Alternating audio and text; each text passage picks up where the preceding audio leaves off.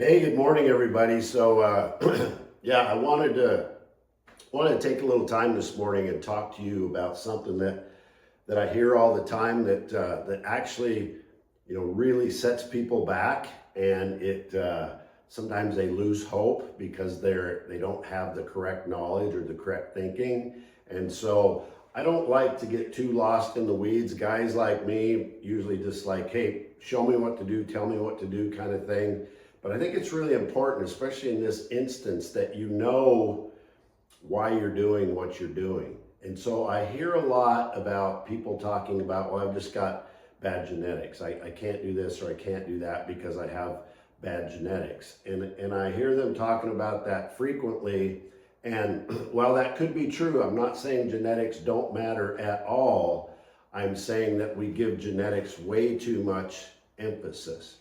Now, if your genetics, program you to be 5 foot tall and you want to be 7 foot tall, that could be a problem, right? But as far as optimizing your body that you were given and your mind that you were given and your life that you were given, as far as optimizing that, genetics doesn't really matter that much.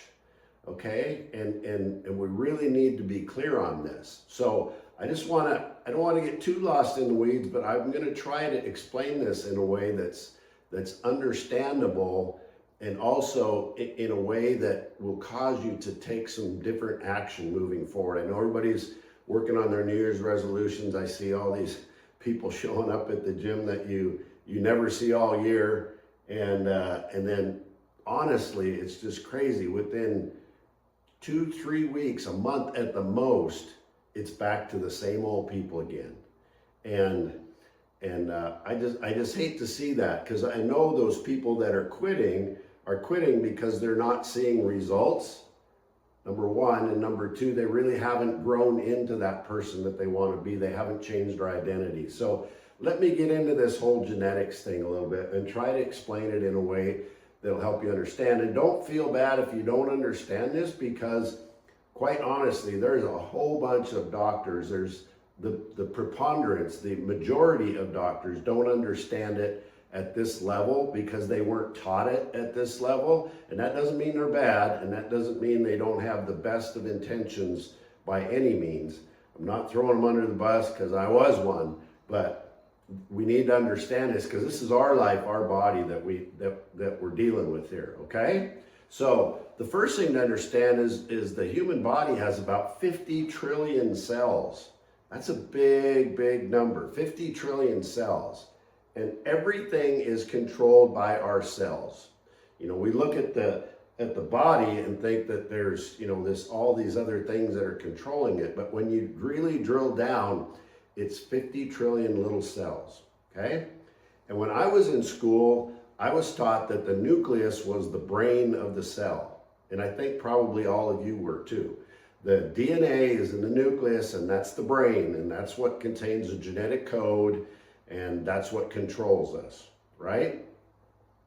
But that's not true.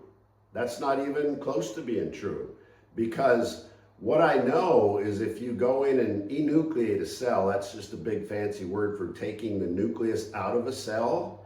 Some of those cells will live for a week, 2 weeks, 3 weeks, 4 weeks, 6 weeks with no nucleus. Now, the nucleus was the brain of the cell. There's no living things that live without a brain. What would happen to you if we took your brain out, right? Well, some of the people on social media, I think sometimes maybe somebody took their brain out. But for purposes of this discussion, if you take your brain away, you die like that instantly, because you no longer have breathing, you no longer have oxygen perfusion in your blood. You die immediately. But you take the brain, what they thought was the brain, out of the cell, and it doesn't die immediately. Why is that? The reason that a cell doesn't die immediately is because the nucleus is not the brain of the cell. So that begs the question, well, if the nucleus isn't the brain of the cell, what is the brain of the cell? And I'm here to tell you that the brain of the cell is actually the cell membrane. Now, isn't that ironic that the word that's actually the brain It's spelled differently, obviously, but the membrane is actually the brain of the cell, okay? And here's why. If you look at a cell and you look at it under an electron microscope, there's something around the cell called the cell membrane. It's a fancy word. It's called a bilipid phosphate layer, or lipid layer, okay? And what that means is there's phosphate groups which are water-loving, hydrophilic, and there's a lipid layer in the center, a fat layer that's oily that doesn't like water. So usually oil and water don't mix, right? But in this configuration around every cell is a lipid bilayer, okay? Phospholipid bilayer. And so that goes all the way around the cell, and from the outside of the cell to the inside of the cell, there's channels. There's thousands of channels in every little tiny cell. Thousands of pipes, if you will, or gateways, okay? On the outside of that pipe is a receptor protein, okay? Something that receives a message. And on the inside of that is an effector, something that when it receives the message causes a certain action inside the cell. Okay, so think of it as a lock and a key. If there's a lock on the outside of a cell, that's the receptor, and the proper key comes in and turns that lock and it unlocks the lock, what happens is it opens up that channel and it allows the signal, and you have to be really clear, and it allows a signal from the outside to get into the inside of the cell. And once that signal gets inside the cell, let's say that's a signal to grow muscle. If it gets inside the cell and the cytoplasm and it looks around and it goes, it's like a contractor going to Home Depot and say, well, what do I need to build this house? I'll take one of those. So this signal that's trying to grow a muscle cell will go into the inside of the cell, into the cytoplasm, and it will look for building blocks to build muscle. And here's where the DNA comes in, because if those building blocks aren't floating around in there, what happens is that signal will then go into the DNA. It'll uncover that short piece of the DNA, not the whole thing. The DNA's got a sleeve covering it. It'll uncover that short piece of DNA that codes for that particular protein, and it'll replicate or make that protein and kick it out into the cytoplasm, so then that signal can use that to go build muscle. That's the way it works, folks. It's not genetics, not bad genetics, not poor genetics, and the DNA is not the brain. It's just sitting there. It's the code. It's the code that codes for all kinds of proteins to do every job in the body, okay? So when we understand this, it becomes really clear that we need to be sending the proper signal from the outside environment to the inside of the cell, okay? And the other thing that's really important to understand is there's no kind of halfway on and halfway off with these channels. They're either open or in the growth phase, so they're either signals that are causing that cell to grow, or signals that are telling that cell to protect itself, to shut down, to not do what it needs to do to protect the cell, okay? And the reason that's important is, say that you get stressed about something, either mentally or physically stressed, and we all know about our sympathetic nervous system kicking in that sends all these signals to our body. And what's that do? It takes all the blood from our guts, trying to nourish and heal all of our heart, lung, liver, kidneys, okay? It takes all of that blood from there and shunts it to our arms and legs so we can run away from the tiger that's chasing us, right? And so those things matter, those signals matter. So if you're in a constant state of fear, you're sending a signal to the cell to protect itself, to shut down, to not produce energy, to go into protection. So you either have protection mode or you have growth mode. So that begs the question, what signals can we send to the cell so the cell stays in growth mode. So we keep getting better and better and better instead of keep going downhill and downhill and downhill. And the problem is when we send the wrong signals through our modern day crazy amounts of chronic stress. Now, if it's stress for the short term, fine, our bodies can deal with that. But this chronic stress, this chronic lack of sleep, this chronic kind of negative thinking, this consuming these negative things on social media or TV or whatever it might be, sitting at a desk, driving in traffic, like I say, big time stress management problems, not getting proper hydration, not, especially as we get older, not getting proper recovery. All of those signals that you're sending to your body are telling it to shut down or at least stay in this protection mode and not grow. So that's why I developed the program the way I did, because all of the behaviors, all of the things we do very specifically send the right signals to the cell for the cell to grow, to keep growing, to keep getting stronger. And that doesn't age out, right? That's not, and the other thing people need to understand is your cells don't give a damn about your motivation or your discipline. They don't care anything about that. All they know is, what are the signals coming into the outside of my cell that are getting into the inside of my cell that are causing me or making me want to grow instead of protect myself or decline.